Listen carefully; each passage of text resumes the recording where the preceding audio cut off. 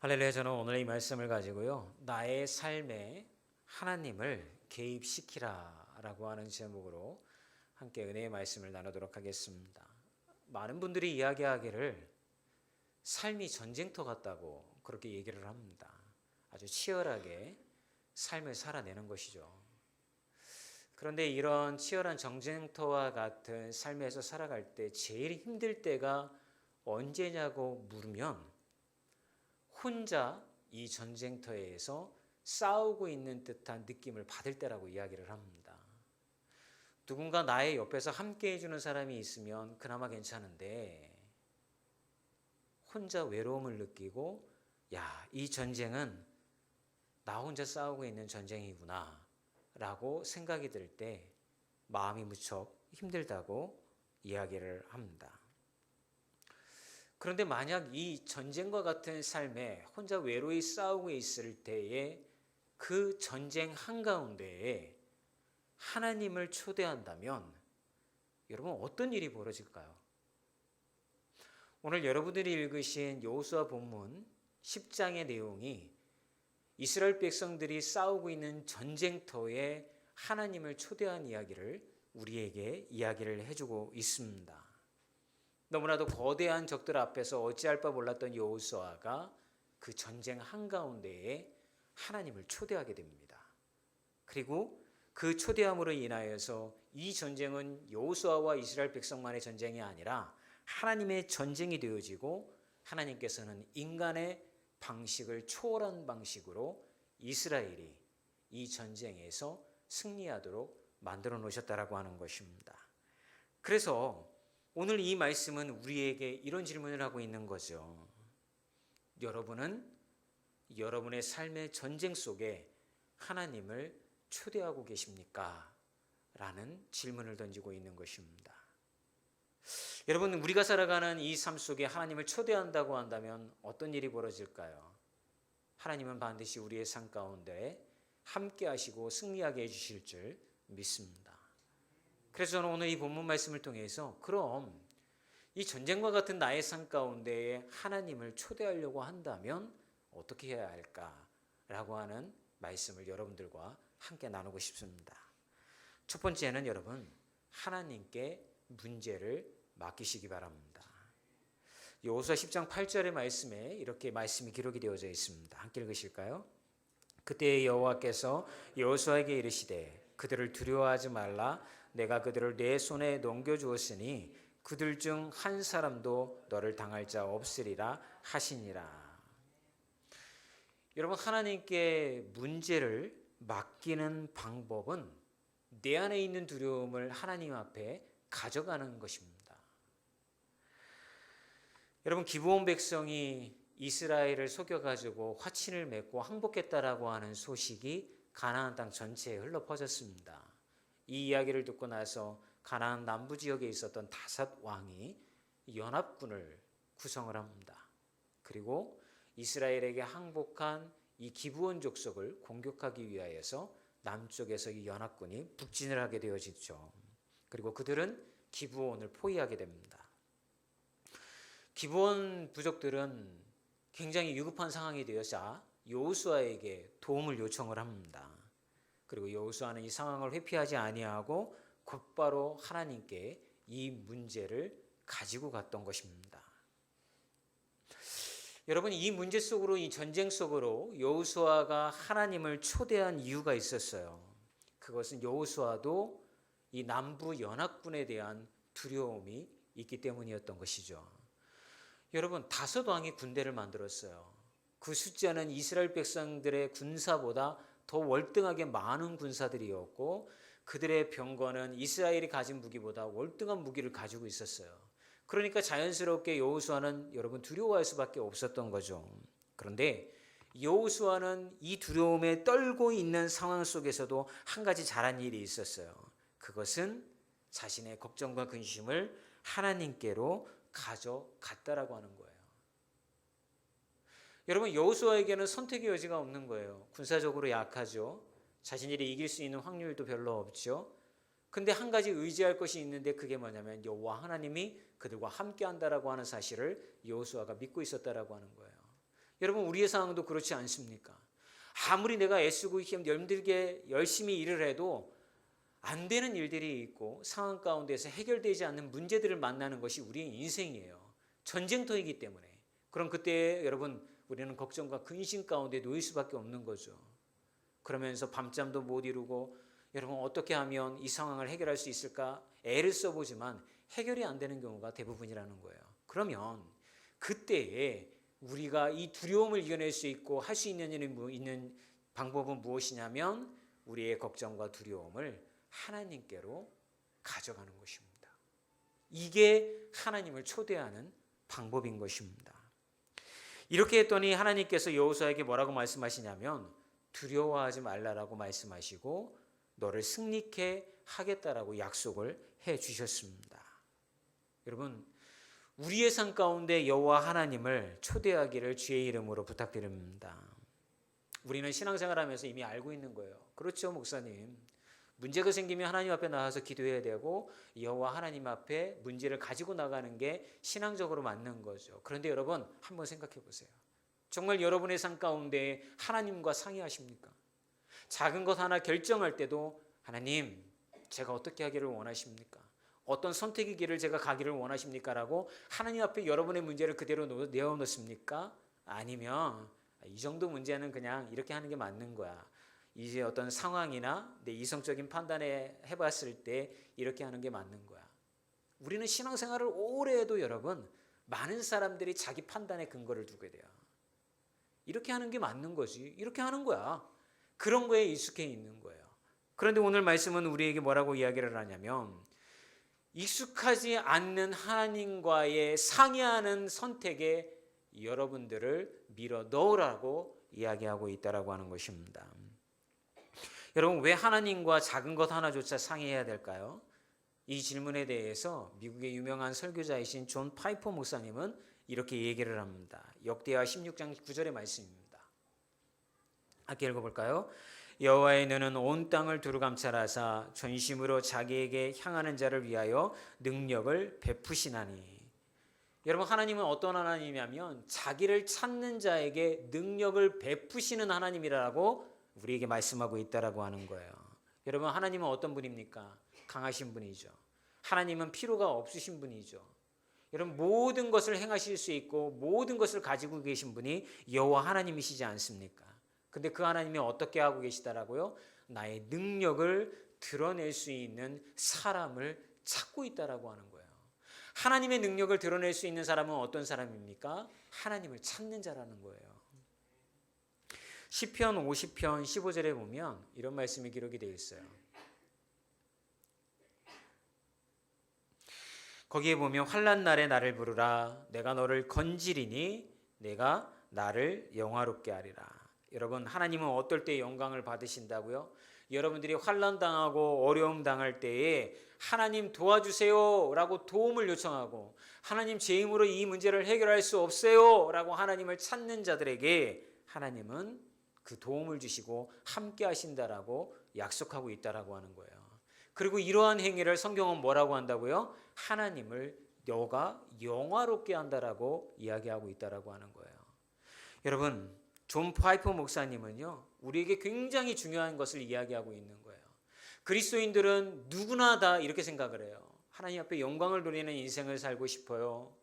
그리고 하나님 앞에 복된 자로 살고 싶어요. 이렇게 하는데 하나님께 영광을 돌린다라고 하는 것은 다른 것이 아니라 너희들이 환난과 어려움 가운데 있을 때에 여호와를 찾고 찾는 자가 하나님을 영화롭게 하는 자다라고 우리에게 말씀해주고 있다라고 하는 것입니다. 그러므로 여러분의 인생을 하나님 앞에 칭찬받는 인생, 하나님으로부터 복된 인생이라고 하나님 앞에 칭함받기를 원하신다고 한다면 하나님을 찾고 찾는 자가 되시기를 주의 이름으로 축원합니다. 그러면 하나님은 우리의 문제에 개입하시겠다라고 약속하고 있다라고 하는 거예요. 그러므로 문제를 무시하지 말고 작은 문제라도 하나님 앞에 가져가시기 바랍니다. 그리고 하나님 앞에 이렇게 고백하시면 됩니다. 하나님, 이 문제를 당신께 맡깁니다. 그러면 하나님은 우리에게 뭐라고 응답하시냐면요. 두려워 마라. 걱정하지 마. 너의 삶이 나의 손 안에 있고 너의 인생을 이끄는 것이 나인데 너는 어찌하여 두려워하느냐. 내가 이 전쟁 가운데 개입하겠다라고 약속해 주신다라고 하는 거예요. 이게 여호수아가 하나님을 자신의 전쟁 가운데 초대한 방법이었다라고 하는 거예요. 여러분, 그렇다라고 한다면 여러분, 하나님이 우리 인생의 주인 되셨다라고 하는 고백은 어떤 고백이에요 도대체? 나의 삶을 주님께 맡긴다라고 하는 거잖아요. 주님이 나의 삶의 주인 되셨다라고 하는 거잖아요. 그리고 나의 전쟁과 같은 삶 속에 하나님이 주인 되시고 책임져 주시니까 그분이 나를 위하여 대신 싸우시겠다라고 말씀하고 있는 거잖아요. 이스라엘 백성들이 가나안에 들어가기 직전에 여호수아가 이 전쟁 때문에 힘들어하고 걱정하고 두려워하고 있을 때 여호와의 군대 장관이 와서 여호수아에게 뭐라고 이야기합니까? 나는 여호와의 군대 장관이며 이 전쟁은 너희들의 전쟁이 아니라 나 여호와의 전쟁이다 라고 주님께서 말씀하셨다라고 이야기하잖아요. 그러므로 너희는 두려워하지 말고 담대하게 이 전쟁 가운데 나아가라라고 약속해 주셨잖아요. 여호수아는 그 말씀을 붙들고 가나안 전쟁에 임했다라는 것을 우리가 기억해야 하는 것입니다. 여호수아에게 하셨던 그 말씀이 우리에게 하시는 말씀이 아닙니까? 우리는 힘들고 어려우면 어떻게 해요? 큰일 났어요. 문제가 해결되지 않아요. 주님, 두려워요. 걱정 때문에 어떻게 할 수가 없어요. 이런 얘기를 할 때마다 여호와 하나님은 우리 안에 보내신 천사와 같은 성령의 음성을 통하여서 뭐라고 말씀하시냐면, 얘야, 너의 인생 가운데 만난 그 전쟁이 너의 전쟁이 아니라 이제 나의 전쟁이 되었지 않니? 네가 나를 아버지로 받아들이고 너는 나의 자녀가 되었으니 내가 너의 삶 가운데 아버지 됨으로 너의 삶을 인도한다는 것을 왜 믿지 못하니? 라고 우리에게 말씀하고 있다라고 하는 거예요. 여러분, 가끔 저는 우리 자녀들을 보면 깜짝깜짝 놀랄 때가 있습니다. 너무 당당합니다. 특별히 우리 막내는 뭔 일만 있으면 저를 너무 좋아하는지 아빠를 그냥 소리 질러서 저를 찾습니다. 아빠! 아빠! 찾습니다. 심지어는 화장실에서 문제가 생겨도 아빠를 찾고, 뭐 양말을 붙여도 아빠, 왜 엄마를 안 찾고 저를 찾는지 모르겠지만 저를 찾습니다. 근데 그 목소리의 음성을 들을 때 저는 어떤 느낌을 받을까요? 아우, 저놈의 새끼 그냥 왜 엄마 안 찾고 아빠만 찾지? 이렇게 생각을 할까요? 아니에요. 애착 관계가 형성이 되어지는 거예요. 야, 그래, 쟤가 나를 찾는구나. 내가 돌보고 도와야지. 그게 아버지의 마음이잖아요. 예전에 한 장로님이 계셨는데 어느 날 너무 이렇게 즐겁고 기쁜 마음으로 이렇게 교회에 오신 거예요. 그래서 제가 물어봤어요. 이렇게 뭐 이렇게 즐겁고 기쁘세요? 그랬더니 아들이 그렇게 자기 옷을 가져간다는 거예요. 이제 성인이 되었는데 이렇게 오래 입었던 오래된 옷인데도 불구하고 가져다가 입는다는 거예요. 그래서 왜 그게 기쁘세요? 그랬더니 아들이 이런 말을 했다고 하는 거예요. 너 왜 이렇게 아빠 옷을 자꾸 가져가냐? 그랬더니 이 옷에 배어있는 아빠의 향이 너무 좋다는 거예요. 그 이야기를 듣는 순간에 아버지가 입이 귀에 걸린 거예요. 그분 나이가 이제 좀 많이 되셨어요. 그때 70도 넘으셨고, 나이가 들면 젊은 사람들이 누가 아버지가 입었던 옷 좋아하고 그럽니까? 그렇지 않잖아요. 그런데 그 아들이 그러는 거예요. 저는 아버지 옷을 입으면요, 아버지가 꼭 제 옆에 계신 것 같고요, 아버지 향기가 계속 나서 저는 든든해요. 아들이 그런 얘기를 하니까 어떤 아버지가 기분이 좋지 않을 수가 있겠어요. 가끔 우리 딸도 그럽니다. 아빠 향이 너무 좋다고. 용돈 달라고 하는 건지 모르겠지만, 여러분, 하나님도 그런 마음이지 않겠어요? 우리가 아버지를 찾고, 아빠 나 도와주세요, 아빠 저 도와주세요, 아빠 제가 여기 있어요 라고 한다면, 제가 나를 귀찮게 하는구나, 이런 마음이 아니라 아버지께서는 얘가 나를 오늘도 필요로 하는구나, 그러므로 그분의 자녀를 돌보지 않겠습니까? 근데 어떤 자녀들은 괜찮아요, 아빠 내가 알아서 할게요, 아빠 도움 필요 없고 엄마 도움 필요 없어요 라고 하면 솔직히 약간 서운할 때가 있죠. 그죠? 여러분의 삶에 하나님을 초대한다라고 하는 것은 마치 이와 같은 거예요. 아버지가 나의 아버지라고 되어질 수 있는 상황을 만들어 드리는 거예요. 그런 아버지와 동행하시는 분들이 되기를 주의 이름으로 축원합니다. 두 번째는 뭐냐면요, 하나님의 약속을 믿고 행동하십시오. 여호수아 10장 9절에 이런 말씀이 있어요. 함께 읽어볼까요? 시작. 여호수아가 길갈에서 밤새도록 올라가 갑자기 그들에게 이르니 여호와께서 그들을 이스라엘 앞에서 패하게 하심으로. 여러분, 하나님의 약속을 믿고 행동한다라고 하는 것은 믿음으로 순종을 선택하는 겁니다. 하나님은 여호수아에게 승리를 약속하셨지만 여호수아는 가만히 있지 않았어요. 그는 그날 밤에 32km를 행군하여서 전투를 준비를 합니다. 이 32km 거리는 어느 정도냐면요, 우리 교회에서 화성 시청까지의 거리예요. 제가 어제 찾아봤어요. 32km를 찍었더니 여러분, 밤새도록 이 32km를 걸어가려면 군인들이 1시간에 4km를 행군을 합니다. 그러면 8시간을 걸어가게 되어지는 거예요. 보통 걸음으로. 근데 이스라엘의 지형이 어떠냐면 여러분, 이렇게 평지가 아니에요. 나중에 가보시면 알겠지만 오르락 내리락 합니다. 이게 산지가. 그러면 그 거리를 평지로 봤을 때 32km지만 오르락 내리락 하면서 8시간을 행군을 해서 기브온 족속을 구하기 위해서 갔다라고 하는 거. 그리고 그 다음날 바로 그 연합군대와 전쟁을 치렀다라고 하는 것은 대단한 일이 지금 벌어지고 있는 것이죠. 그리고 또 하나는 이스라엘의 군대가 이미 남쪽으로 이동한 상태에서 기브온 족속을 구하기 위해서 북쪽으로 다시 돌아와야 되는 그러한 상황이 벌어졌다라고 하는 것이죠. 여러분, 여호수아는 그 어려움을 하나님은 그의 순종과 행동 위에 역사하셔서 결국은 큰 우박을 내려가지고 전쟁에서 승리하도록 만들어 내십니다. 어떤 분들은 이렇게 얘기하는 분들이 있어요. 나 하나님 앞에 문제를 다 맡겼어. 그러면서 아무것도 안 하시는 분들이 있어요. 그러나 여러분, 그렇지 않습니다. 여러분이 기도했다고 한다면 순종의 행동이 이루어져야 되는 줄 믿습니다. 여러분, 기도 후에 믿음의 발걸음을 내어 디디시길 바랍니다. 왜냐하면 하나님의 약속은 우리의 순종의 행보에 의하여서 이루어지기 때문인 것이죠. 근데 우리가 하나님의 뜻에 순종하는 걸 어려워하죠. 가장 어려운 이유는 무엇일까요? 여러분, 생존이 먼저이기 때문에 그런 것입니다.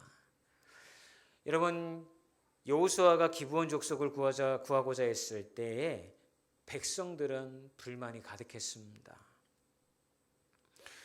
우선 평지가 아닌 이 산악 지역을 32km를 행군해서 전투에 임하는 것이 쉽지 않다라고 말씀을 드렸고요.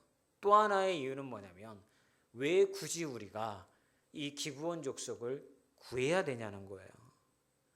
전략적으로 판단을 해봤을 때 여러분, 남부 군대와 기브온 족속이 싸워서 어쩔 수 없이 화친을 속아서 맺었을 때에 기브온 족속이 멸망당하고 그 틈에 약해 있는 남부 연합군을 이스라엘 군대가 공격을 하면 한 타이밍에 한 번에 이 남부의 연합군들을 다 제거하고 가나안 남부 지역을 점령할 수 있는 기회가 이스라엘 백성들에게 찾아온 거예요.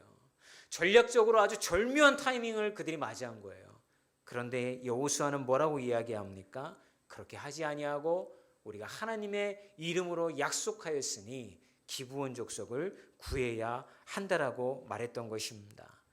이렇게 이야기한 데에는 이유가 있어요.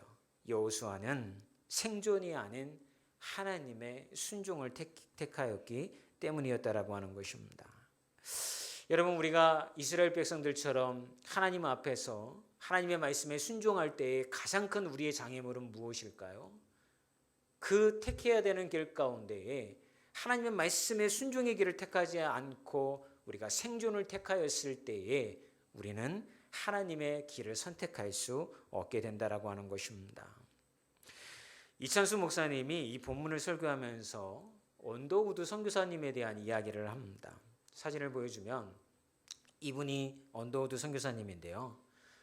1885년에 개신교 선교사라고는 처음으로 조선에 선교사로 온 선교사님들 중에 한 분입니다.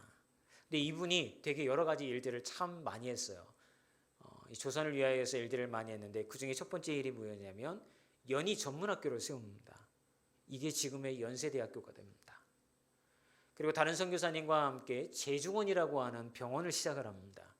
이것이 연세대학교의 세브란스 병원입니다. 이렇게 미개한 조선의 나라에 와서 굉장히 큰 일을 행했더라고 하는 것이죠. 그런데 이분이 조선까지 오기까지, 순종의 길을 걷기까지는 그의 인생도 순탄하지 않았다라고 그래요.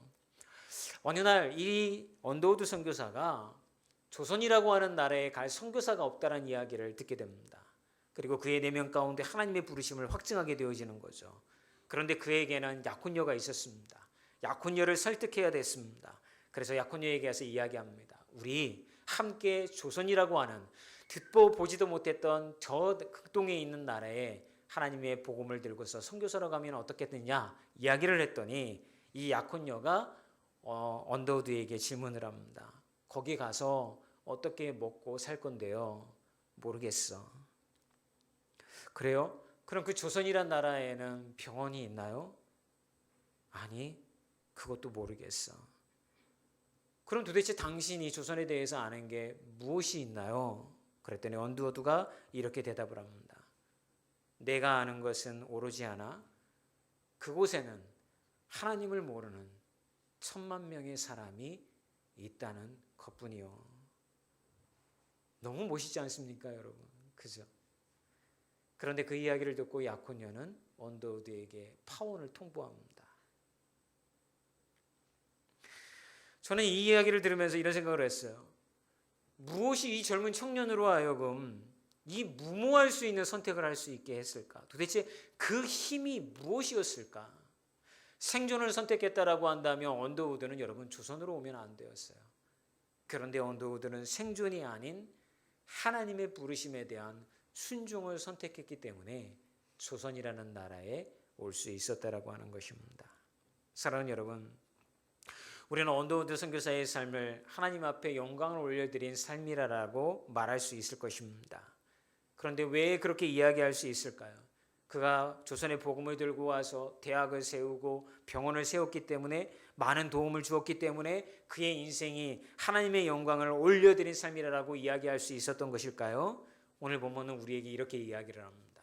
그게 아니라 힘들고 어려운 상황 가운데 있어서도 그는 하나님의 복음을 위하여서 아직도 구원을 받지 못한 영혼들을 위하여서 날마다 하나님을 찾고 또 찾는 자리에 그가 서 있었기 때문에 그의 인생을 우리는 하나님을 영화롭게 한 인생이라고 이야기할 수 있다라고 하는 거예요. 우리는 주님의 앞에 영광을 돌리고 하나님을 영화롭게 하는 인생이 되고 싶다라고 이야기를 합니다. 그렇다라고 한다면 여러분, 여러분의 삶 가운데 하나님을 찾고 또 찾으십시오. 여러분의 삶의 문제를 만나고 어려운 상황 가운데 놓여 있을 때에 두려움 때문에 삶을 못 이룰 때에 우리가 해야 할 일은 하나님 나를 도우십시오. 하나님 나의 삶을 인도해 주십시오. 이 문제를 넘어서게 해 주십시오 라고 하나님을 찾고 또 찾는다면 그 여러분이 하나님 앞에 간절히 구하는 그 기도가 여러분의 삶뿐만이 아니라 여러분의 삶에 하나님을 영화롭게 하는 인생이 되어진다라고 하는 그 이야기를 우리에게 해주고 있다라고 하는 것입니다. 자, 그래서 이제 우리는 변화되어져야 됩니다. 어떻게 하면 됩니까? 하나님이 나와 함께 하신다는 약속이 나에게 있으니 스스로에게 선포해야 되는 것입니다. 하나님 저를 도우십시오.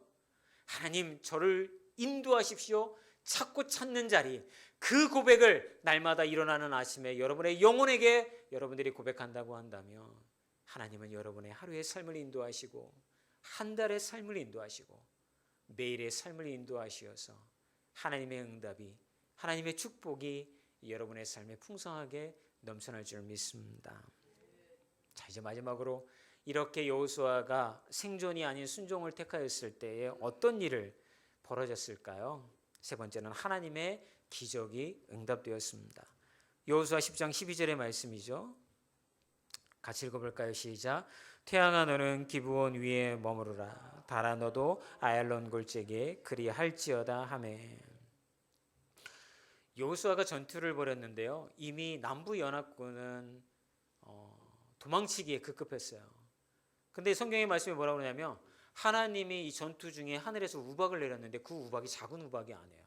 큰 우박을 내려가지고 그거에 맞아가지고 이스라엘 군사들에 의해서 죽은 숫자보다 우박에 맞아 죽은 적들의 숫자가 더 많았다라고 오늘 본문은 우리에게 이야기를 해주고 있는 거죠. 그런데 이 순간에 여호수아가 담대하게 하나님 앞에 이런 기도를 하기 시작을 합니다. 주님, 태양이 기부온 위에 머무르게 해주십시오. 달이 아얄론 골짜기에서 머무르게 해주십시오.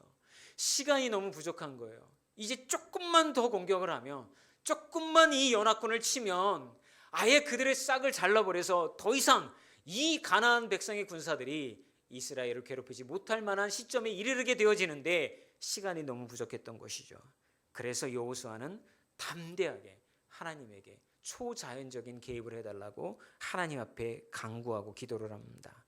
그리고 하나님은 마침내 그의 기도에 응답하셔서 자연의 법칙을 초월한 놀라운 기적과 같은 상황을 만들어 주시죠. 여러분, 우리도 그렇지 않은가요? 하나님의 도움이 필요할 때가 있습니다. 어떤 일을 하면서 여기서 조금만 더 하면 될 것 같은데, 하나님 조금만 더 우리에게 시간을 허락해 주세요 라고 하나님 앞에 간절히 매달릴 때가 있잖아요. 병원의 병동에 있어서 하나님, 저 환자에게 조금의 시간을 더 허락해 주십시오. 하나님, 제가 하는 일 가운데 조금만 더 시간을 간절히 구하오니 허락해 주십시오라고 간절히 하나님 앞에 매달릴 때가 있잖아요. 그때 하나님은 간절함을 보시고 응답해 주시는 줄을 믿습니다. 여러분, 우리의 한계를 인정하십시오. 그리고 하나님의 초자연적인 도움을 간구해 보십시오. 간절함으로 하나님을 찾으십시오. 그렇다라고 한다면 하나님은 여러분들의 간절함에 응답하시는 하나님이 되심을 우리에게 보여주실 것입니다. 말씀을 마치기를 원합니다. 여러분, 하나님을 여러분들의 전쟁과 같은 삶에 초대하라고 말씀을 드렸습니다. 그러면서 말씀드리기를, 먼저는 하나님 앞에 여러분 문제를 맡기고, 그리고 하나님의 약속을 믿고 행동하고 하나님의 능력을 기대하면서 기도하라고 말씀을 드렸습니다. 하나님은 지금도요, 우리의 삶 속으로 들어오기를 원하세요. 하나님은요, 지금도요, 여러분의 삶 가운데에 개입하기를 원하세요. 그렇게 함으로 하나님의 하나님 되심을 여러분들에게 알려주고 싶으신 거예요. 그런데 우리가 하나님을 찾지 아니하고 구하지 아니하고 두드리지 아니하면 하나님이 개입하셔도 우리는 하나님의 개입하심을 깨닫지 못하는 거죠. 내 능력과 힘으로 무언가를 이루어가는 것만 우리가 생각한다라고 하는 거죠. 하나님은 지금도 기다리고 계십니다. 여러분의 인생 가운데 하나님을 초대하여 하나님의 개입을 누리는 복된 분들이 되어지기를 간절히 주의 이름으로 축원합니다.